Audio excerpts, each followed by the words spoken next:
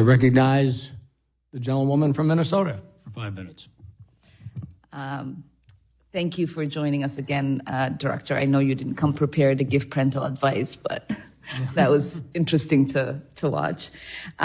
This outlook looks better than expected, even compared to the pre-pandemic outlooks. Job growth is strong, unemployment is low, the economy continues to grow. It is clear that policies and investments centered on working families help support a resilient and dynamic economy.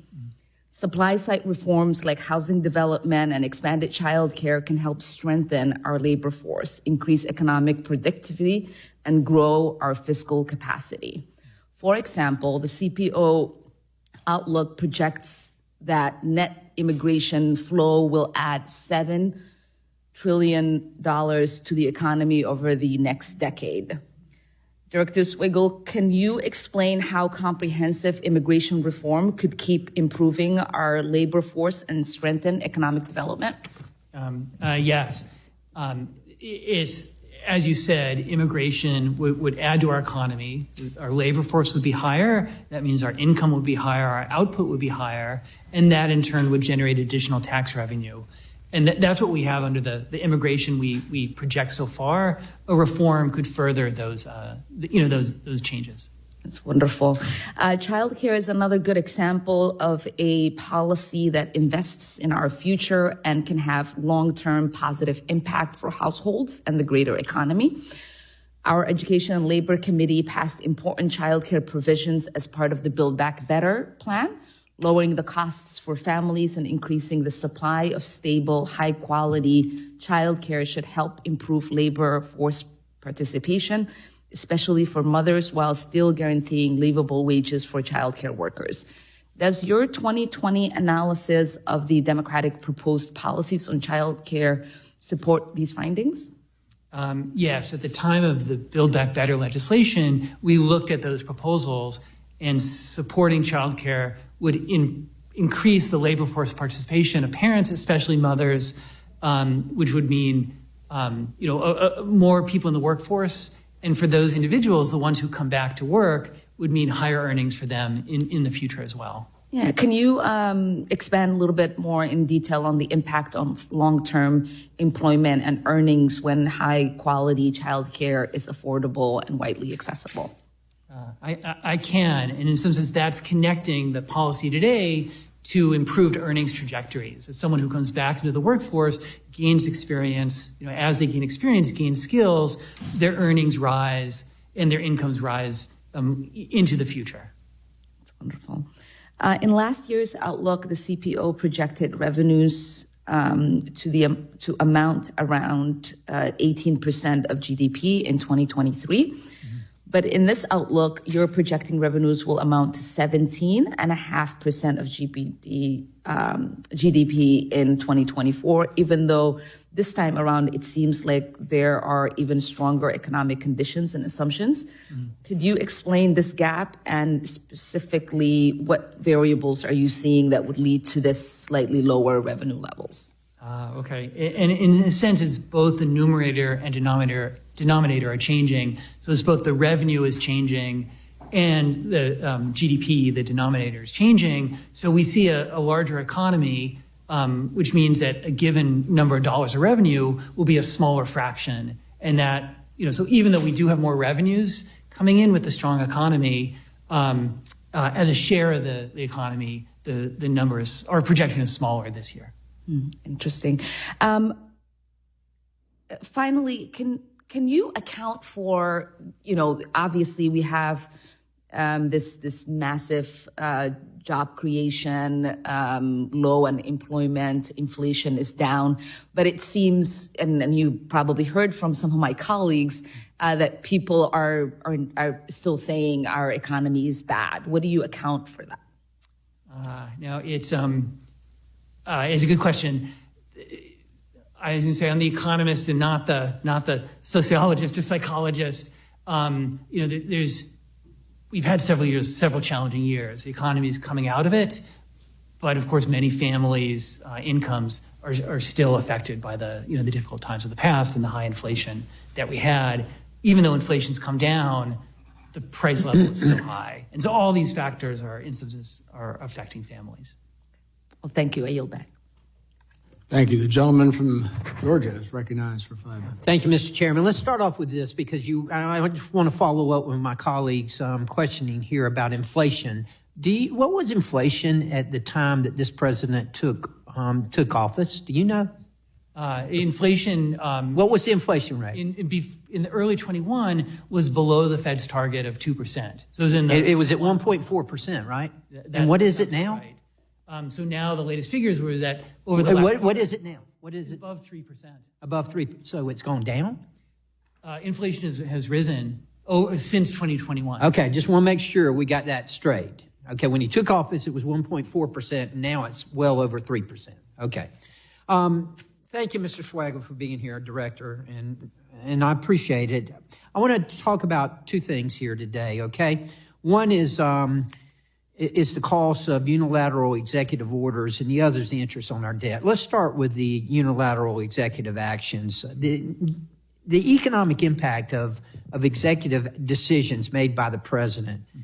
We know that this president has declared war on prosperity and opportunity. We know that day one, he declared war on fossil fuels and just destroying American energy and with that goal.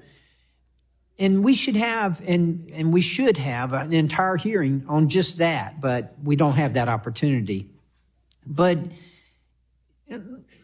two things. First of all, this president, he's talked about forgiving and tried and attempted to forgive. I shouldn't say forgive because my colleague, Representative Good, pointed out earlier, transferring student debt to other taxpayers, not forgiving it, but transferring it to other taxpayers, and weakening work requirements for government programs and crippling our energy sector, as I mentioned before. But recently, he's also proposed a ban on LNG, which does two things. First of all, the economic impact that it has on this country, and then the environmental impact worldwide that it has. Both of those are tragic. But let me ask you, when you does the CBO, do they account for executive actions in your baseline estimate when you do your figures? Yes, sir. We would. As an example, the export ban that you mentioned on natural gas, that came after our projections were set. So in our next update in the spring, we will look at that and say, well, what effect does that have, if any, on the budget? Okay. Do you anticipate it being a positive or negative impact economically? I would expect that to lead to lower investment in natural gas, and that seems like it'd have a negative effect on. Absolutely, I would agree. I appreciate that very much. So basically, that's my next question. Whenever we have these type of decisions, does decreased economic activity resulting from executive actions impact our debt? It does, because stronger growth would mean more job creation, more revenue, lower deficits, and improve our debt trajectory. Is it better or worse for our fiscal future to be energy independent and to trade our resources with the rest of the world, in your opinion? The U.S., in terms of economically speaking, you're an economist. That's why I'm asking you. Yeah, the energy boom in the U.S. has been a tremendous positive for our economy. So, it's a complicated situation, but that's the big picture. Is a huge positive for our security and our economy. Okay, let me ask you this, and I have it written down to ask my staff, but I'm going to ask you because you're the expert. Where does interest on our debt rate now, as far as line items? Is it fourth? Is it third? Where is it? It depends on how you tally it. I'll tell you right now, our projection for this year is $870 billion, which is more than defense. So defense is $822 billion, a little bit less than non-defense, which is $917 in discretionary. So that gives you an indication. Interest is like about the same as we're paying for defense discretionary. But if we're talking about line items, Social Security is first. What would be second? Yeah. Medicare?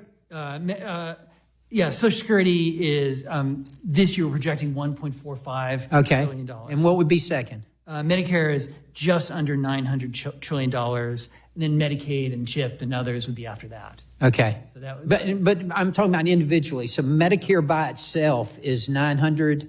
is just under $900 billion. Okay, so then we would have the interest on our Interest debt, would be and that after would be that. third. Yeah, that's right. And it won't be long before the interest on our debt will surpass Medicare. Next in 25, that's what we project. So in 25, the interest on our debt will be the second highest line item in our budget?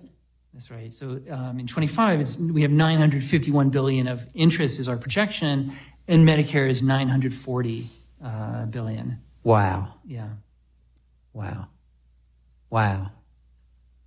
Okay, thank you. I appreciate you being here today. Thank you, sir. The gentleman from Wisconsin is recognized. Thank you. Couple of comments. The chairman of the Federal Reserve, Powell, commented recently on the state of the economy, stated that. Could you comment on his remarks? Will it have any effect on future proposals from President Biden as far as the amount we spend? I'm sorry, I missed that. Will the comments of Chairman Powell have any effect on, you think, on the type of budgets being proposed by President Biden in the future? It seems like the Fed is staying out of fiscal policy, so it just doesn't seem like there's that going to be an impact. Weren't there kind of some cautionary statements made by Chairman Powell? He talked in his last press conference about the unsustainability of Unsustainable. I would say that's a judgment call. And what did you take out of him saying our current path is unsustainable? I think that message matches ours, that action needs to be taken to avoid, the problems arising from a fiscal crisis. Right, and that fiscal crisis is caused by a deficit, right? That's right, deficit and mounting debt. That's right. Okay. So do you anticipate spending less on mandatory and discretionary spending because of his comments or concerns that you share with him? No, like I said, the Fed, my interpretation is the Fed is really staying, out of fiscal policy. Well, I don't know if that's the way I'd look at it. We have a lot of people coming here right now, and the high cost of housing is something that will destroy the middle class for the next generation unless something is done.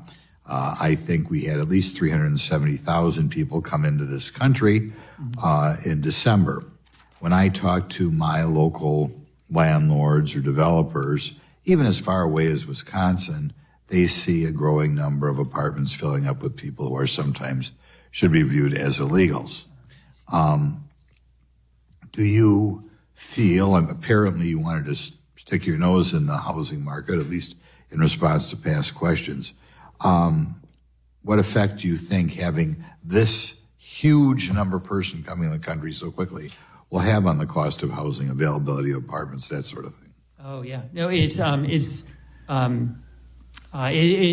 an impact. That, as you said, the increased immigration means an increase in the demand for housing. Initially the new immigrants tend to live with family and friends. Well, 370,000 is a lot. Yes, there are examples of people with 8 people in an apartment or something. That's right. But still, when you have 370,000 people, new people show up in a month, that's in addition to the people who are coming here, the legal pathway. It creates a housing shortage, right? And that's what my landlords are telling me. No, over time, the increased demand for housing will lead to higher prices and higher rents. Higher prices and higher rents. That's exactly right. Does that concern you? Do you think in any case you might begin to prevent all these people coming across the border, to prevent housing going outside the abilities of our young people? It's a challenge for families, the affordable. It's a challenge. That's what it is. It's a challenge for you if you want to start out and raise a family, right? It's a challenge when the cost of housing goes up. Yeah, that's right. Do you know how much housing has gone up, say, in the last 2 or 3 years, percentage-wise, both housing and rents? I don't know, but right now it's a key driver of our continued inflation. Right. It is a key driver. That's true. As far as you mentioned that some people, some corporations don't pay taxes, there's been an increased use of tax credits to do what I think historically is done by spending money. I'm thinking of the green tax credits. I'm thinking of the low-income housing tax credits, which I think benefit primarily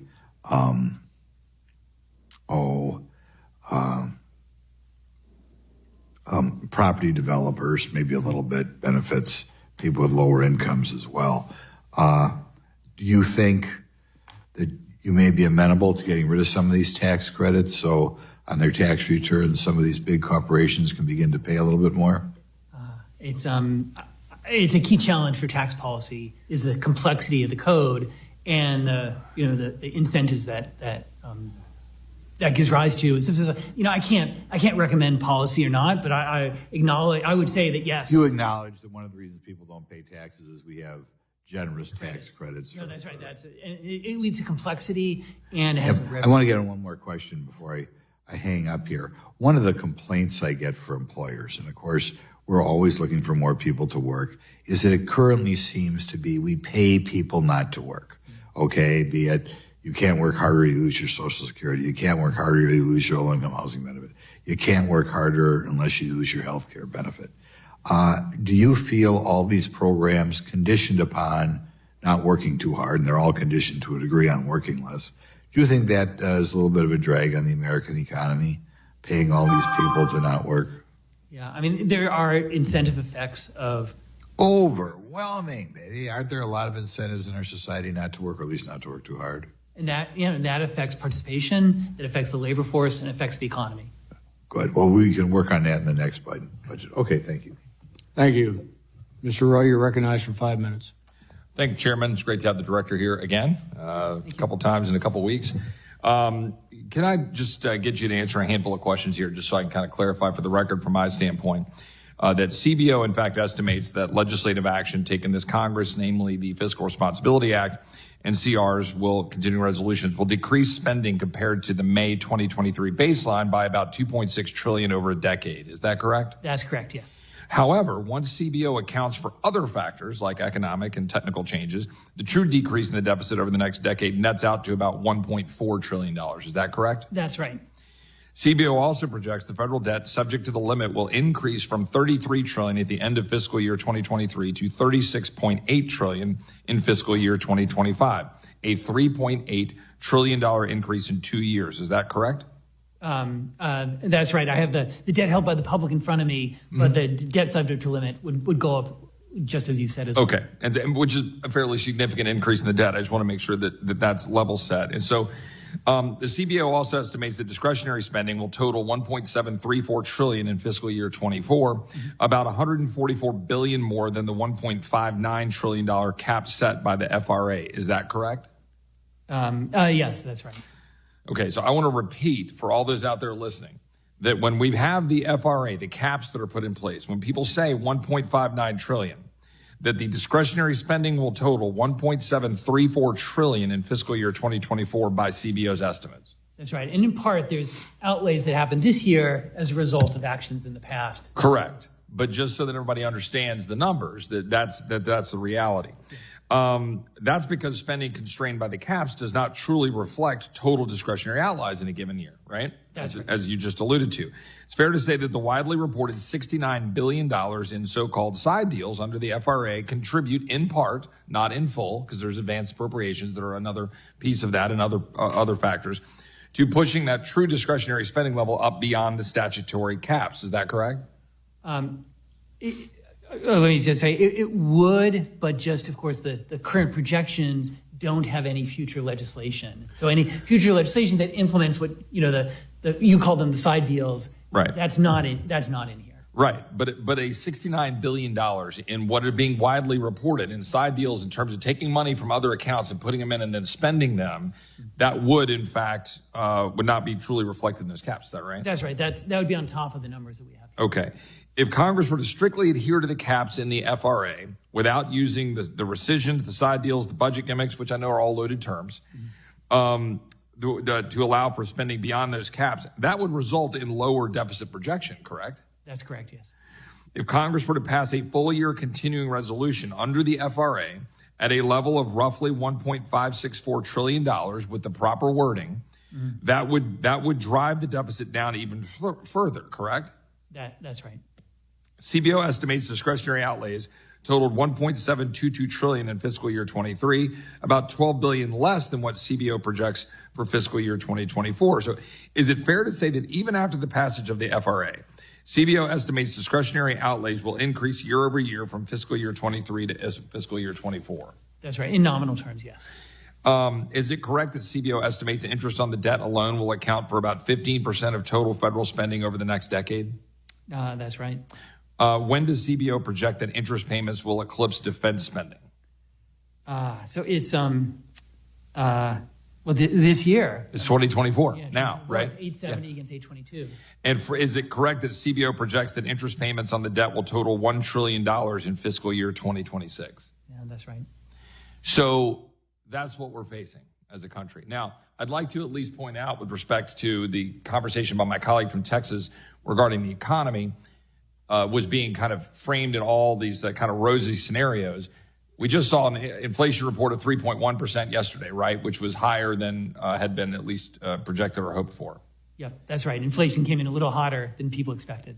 And in your all's own estimates, right? In calendar year 23, the economy did grow faster than 22. But as you guys are projecting, you project it to slow in 2024 amid increased unemployment and lower inflation. Is that correct? That's right. So it's not all necessarily, I would just posit for the record, you don't need to respond to this, all roses. We've got issues we've got to deal with. We have inflation that is piling up on the American families. That inflation continues. And when there's projections, as I believe CBO has, in light of some of those reports about the slowing of the economy, with the possibility of juicing it with interest rate cuts, what is that going to mean with respect to inflation? These are the complex environments that we're operating in right now, and we've got to be mindful of that in all of our policies. If we continue to spend money we don't have, inflation is going to continue to get worse. I yield back. The gentleman from Virginia is recognized. Thank you, Mr. Chairman. Thank you, Director. CBO's 2024 baseline has been released, and it tells a familiar story we know all too well. Our nation is in trouble. National debt now stands at a record high of $34.2 trillion, and it's expected to grow by more than $20 trillion by 2034, just 10 years away. For reference, our national debt has surpassed the debt to GDP levels we were experiencing during the height of World War II. Interest payments alone are expected to become our nation's second highest expenditure this year and are projected to surpass our entire defense budget and Medicare spending. Additionally, our Social Security Trust Fund is expected to reach insolvency in 2033, which would result in a 25% benefit cut across the board for beneficiaries. Of course, there's the added insult to injury of it being tax season back in our districts, and my constituents are looking at all the money being withheld on their W-2s and are wondering why they aren't seeing greater benefit to them. All of this goes to show how important it is that Congress stops the waste and begins to properly steward taxpayer dollars by following regular order, passing a balanced budget, and avoiding blowout omnibus spending bills. And in order to get there, the Congressional Budget Office plays an integral role in tracking our progress, or the lack thereof, through its forecasting on long-term budget outlooks and scoring on legislation to determine its fiscal impact. It's good to have you back, Director, for your second Budget Committee hearing in a row to discuss your role further. Director, ask, CBO increased their projected labor force size in 2023 by 5.4 million people. This is a significant increase that your report attributes to higher projected net immigration. Can you elaborate on your methodology calculating immigrant population, and do you differentiate between legal and illegal immigrants? Yes, so we do. We look at the different categories of immigrants. We look at the figures from the Department of Homeland Security, from the Customs and Border Patrol, at the immigrants who come in, with permits and green cards, and then ones who come in on parole, using the parole authority, and then ones who they call them gotaways, the ones who they estimate came in but they don't track. And in some sense, that's reflected in our figures. Is that the increase in the number of people released into the interior of the United States. We know that this administration and Director Mayorkas specifically has abused our parole statutes and has been impeached by this House and is awaiting trial in the Senate.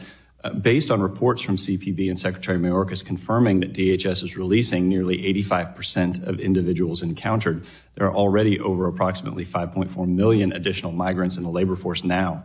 Does CBO account for the comments made by the Secretary that he is releasing 85% of migrants throughout the country?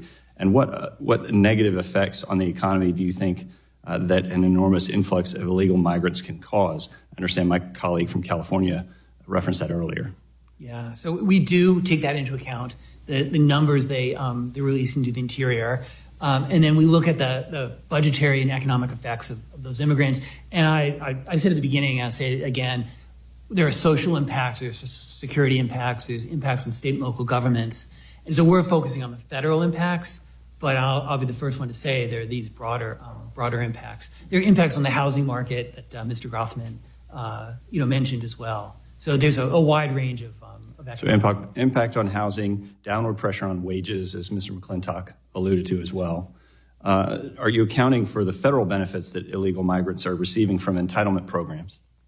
So some of those we do have in our budget projections. The increased population, means that some people are entitled to, say, some refundable tax credits, and that we would have other benefits. Well, some of the spending is discretionary, and that would be for future Congress. There's other benefits immigrants will be entitled to over time, and we're still working to analyze all. And some of it is beyond the control of Congress. Right now, in my home Commonwealth of Virginia, they are debating whether or not to allow illegally present children to access state-run Medicaid, and that will have an impact on our budget here federally, correct? That's right. There's those state and local impacts that affect the federal government as well. Are there data sets or information sharing agreements that you currently do not have access to at the state or federal level that you believe would help give CBO a deeper insight into the cost of illegal immigration? The data are difficult because they're piecemeal. We've been able to get the data we need from DHS. Much of it now they've made public. So it's not that we can't get it, it's just putting it all together and understanding it. That's the challenge. Thank you, Mr. Chairman. I yield back. Without objection, I would like to submit for the record an article by the Wall Street Journal editorial board titled, "CBO Shows the U.S. is Paddling Toward the Fiscal Falls." This article reiterates the growing debt crisis our nation faces. So ordered. Well, thank you, Dr. Swagel, Director Swagel, for appearing before us today. Please be advised that members may submit written questions to be answered later in writing. Those questions and your answers will be made part of the formal hearing record. Any members who wish to submit questions or any extraneous material for the record may do so within 7 days. With that, the committee stands adjourned.